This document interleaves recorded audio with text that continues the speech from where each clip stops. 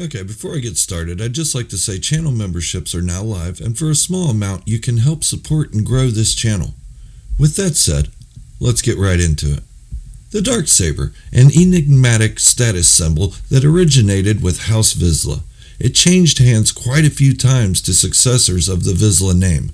However, since the Clone Wars, it has been bounced around to non-Vizslas and even non-Mandalorians by means of Darth Maul, Kanan Jarrus, and Moff Gideon. Yes, I know Kanan didn't technically wield it, but he was in possession of it for a short period.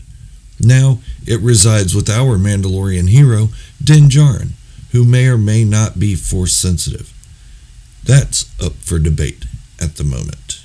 But should it continue to exist as a symbol of leadership and power? I've heard from some viewers that it should remain viable, that it is a Mandalorian symbol and a cultural thing. Well, let me dispel some of this. Don't worry, I do think you all have valid arguments, and if it continues to be just that, I'm okay with it. However, this is about reasons it should be destroyed. I know I posted a video recently about the history of the Darksaber, but I will recap that for just a bit. Yes, I have a point for doing so, and I will link the full story video in the description of this video as well as at the end of this video. The Darksaber was created 1,041 years prior to the events of The Mandalorian Season 2 by the only Mandalorian inducted into the Jedi Order, Tar Vizsla. Tar was a great Jedi warrior and went on to be the leader of the Mandalorian people. However, after his passing, the Darksaber was taken to the Jedi Temple where members of House Vizsla broke in and took it. From the end of the Old Republic until the middle of the Clone Wars, it was passed down from generation to generation to an heir of the Vizsla name. That is, until Pre-Vizsla was defeated by Maul in single combat. Maul then took the blade and deemed himself leader of the Mandalorian people. After that, it was up in the air if the current wielder was defeated in single combat. Even though House Vizsla held the Darksaber for about 1,009 years, only one Vizsla was the rightful leader of Mandalorian society, Tar Vizsla, the creator of the Darksaber. However, Vizslas had always been in charge of Death Watch, the political organization that believed Mandalorians should return to their roots as conquerors and warlike people. Once Pre-Vizsla was killed by Maul, Death Watch mostly disbanded or was rebranded as Maul's Super Commandos under the umbrella of the Shadow Collective. Maul's criminal organization made up of multiple groups of underworld criminals.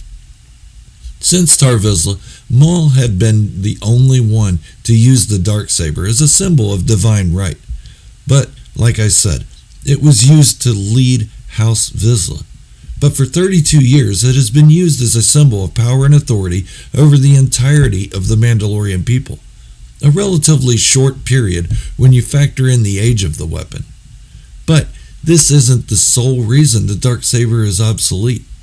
Also, as I said before, the Darksaber was created by a Jedi, the only Mandalorian Jedi in current canon.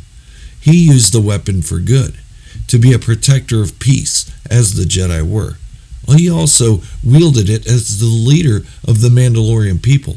But this was after he left the Jedi Order, and he used it as a means of unifying Mandalore rather than segregating most people. It was a time of prosperity, if you believe the legends and tales told through centuries to Mandalorian children. However, since Tar Vizsla's death, House Vizsla, and really all of Mandalore, has had a distrust of the Jedi Order and all Force wielders, even waging war on them a time or two. When we get to Pre-Vizsla, he tells Obi-Wan Kenobi, "This lightsaber was stolen from your Jedi Temple by my ancestors during the fall of the Old Republic. Since then, many Jedi have died upon its blade. Prepare yourself to join them." End quote.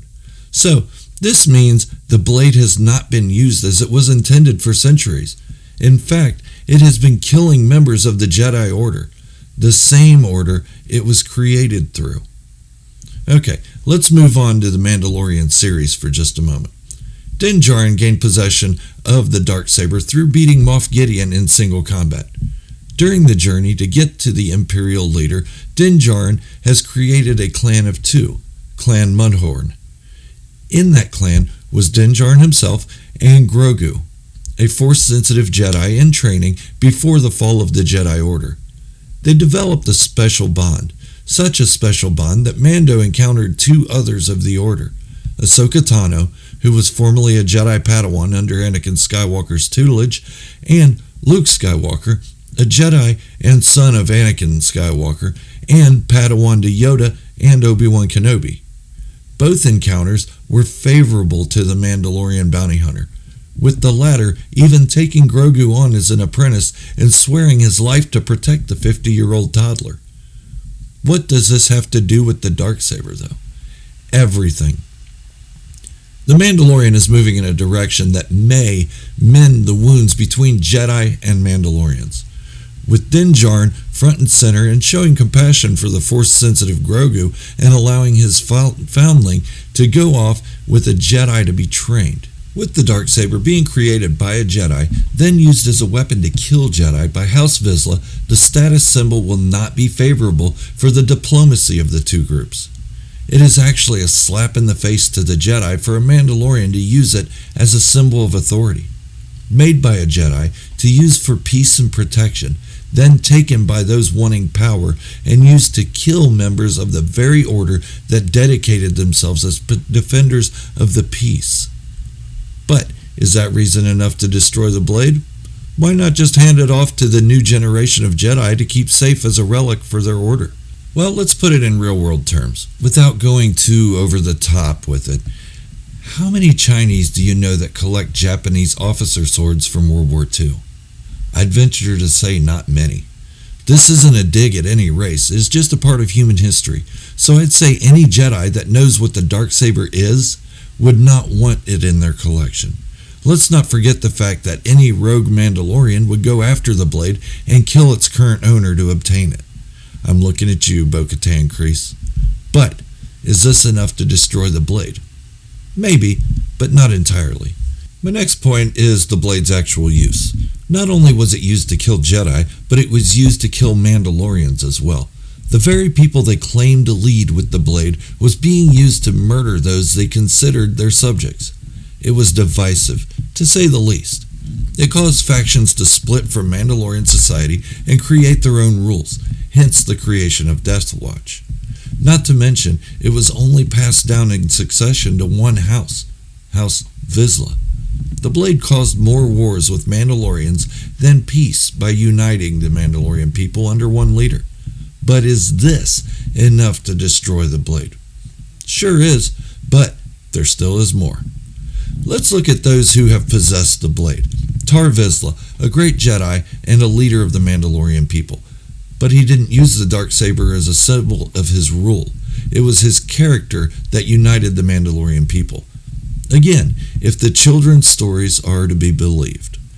It wasn't until centuries later that someone claimed it as their symbol of divine right, Maul. But how many Mandalorians honored him as the leader of the Mandalorian people, just because he had the blade? Other than his super commandos who were formerly Death Watch? None. In fact, he placed Prime Minister Almec as the figurehead leader of Mandalore, so there wouldn't be any uprising against a non-Mandalorian leader. Let's not forget the Mandalorian people recognized Almec as leader due to his status under the former leader, Duchess Satine Kryze.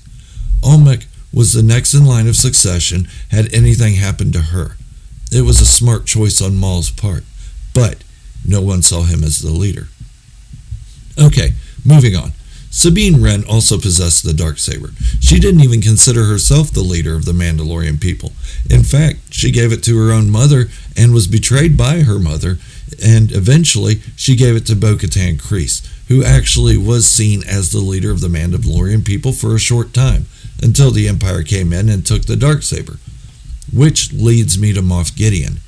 Was he seen as the Mandalorian leader just because he had the Darksaber? Nope.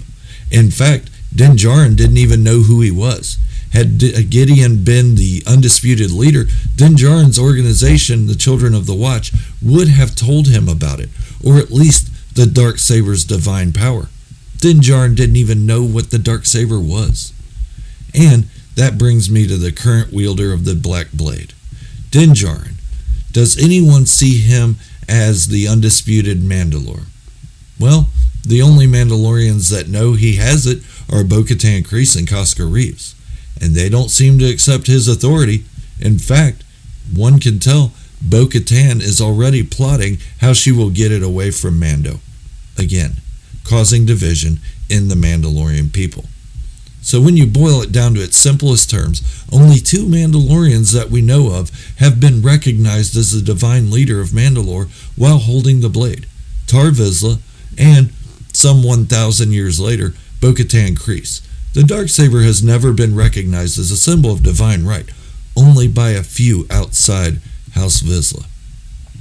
So, with its creation by a Jedi, then its use to kill members of the same order, the deaths of many Mandalorians by those who have wielded it, and the fact it has not been recognized by all of Mandalorian society, it has no place in existence anymore. It has divided more than it has unified, and not just with the Mandalorian people, but throughout the galaxy. The Darksaber needs to be destroyed, not wielded. There is one Mandalorian artifact that could be seen as a symbol of divine leadership, though: the Mask of Mandalore. I will get into that in another video, though. So what do you think? Should the Darksaber continue as a symbol of Mandalorian leadership, or should it be destroyed? Leave a comment below. I'd love to hear from you. And if you're new here, go on and hit that subscribe button and turn on the notification bell to stay up to date on all my Mandalorian lore, Star Wars theories, and discussions. Also, hit the thumbs up to show your love for the video and the channel. Help me blow this channel up by getting this to 1,000 views. Thank you for watching, and remember, this is the way, the only way.